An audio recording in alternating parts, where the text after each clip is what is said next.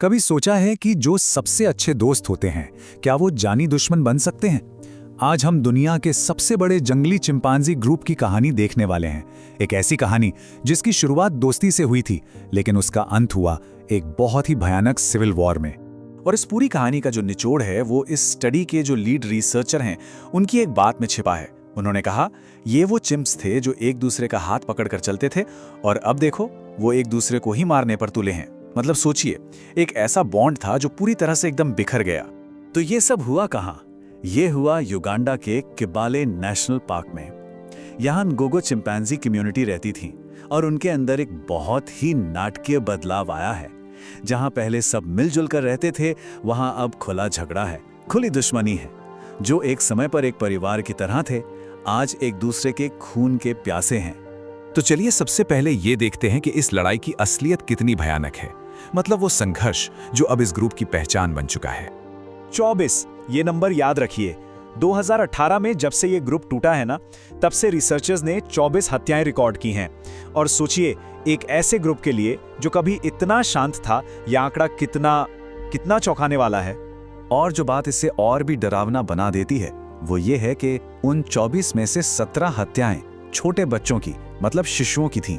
ये एक ऐसी क्रूरता है जिसके बारे में सोचना भी मुश्किल है। इससे पता चलता है कि नफरत की जड़ें कितनी गहरी चली गई थीं। लेकिन क्या ये हमेशा से ही ऐसे थे?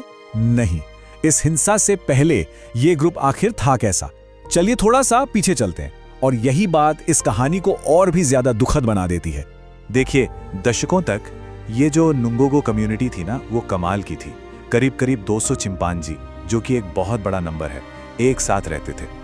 हाँ, उनमें बहसें होती थी जैसे परिवारों में होती हैं, लेकिन उसके बाद वो एक दूसरे को संवार कर, एक दूसरे की मदद करके सब ठीक कर लेते थे। और मजे की बात यह है कि चिंपांजी आम तौर पर अपने इलाके को लेके बहुत पक्के होते हैं, मतलब बाहर वालों को बिल्कुल पसंद नहीं करते। लेकिन गोगोगो वो एक एक्सेप्शन थे, एक बहुत बड़ा और एकजुट ग्रुप जो शांति से रहता था। ऐसा लगता था जैसे उन्होंने प्रकृति के इस नियम को ही तोड़ दिया हो।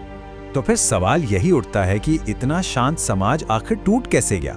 रिसर्चर्स को लगता है कि उन्हें इसकी नींव में वो 3 दरारें मिल गई हैं जिन्होंने इस परिवार को हमेशा के लिए तोड़कर रख दिया।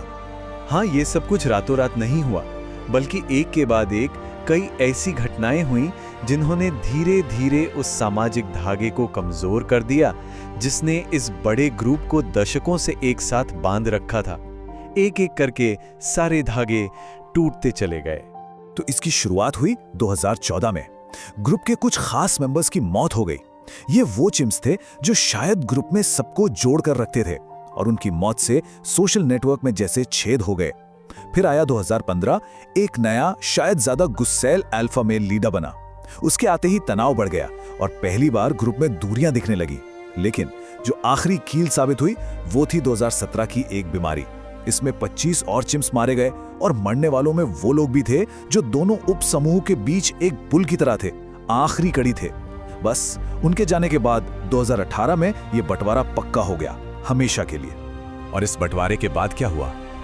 अंजाम बहुत भयानक था। वो जो शांति थी वो हमेशा के लिए खत्म हो गई और उसकी जगह ली एक तरफा क्रूर हमलों ने। अब 2 नए ग्रुप बन चुके थे, एक वेस्टर्न ग्रुप और दूसरा सेंट्रल ग्रुप। और ये लड़ाई, जैसा मैंने कहा, एक तरफा थी। वेस्टर्न ग्रुप हमलावर था। उन्होंने सेंट्रल ग्रुप पर लगातार हमले किए, जिसमें कई अडल्ट मेल्स मारे गए, और जैसा कि हमने पहले ही देखा, 17 छोटे बच्चों की भी जान चली गई। लेकिन ये कहानी सिर्फ चिंपांजियों की नहीं है। कहीं ना कहीं ये हमारे लिए एक आईने की तरह है। ये हमें हमारे अपने समाजों में होने वाले झगड़ों को समझने में मदद करती है। तो सवाल यह है कि ये सब हमारे लिए क्यों जरूरी हैं? एक चिंपांजी का सिविल वॉर हमें अपने बारे में क्या सिखा सकता है?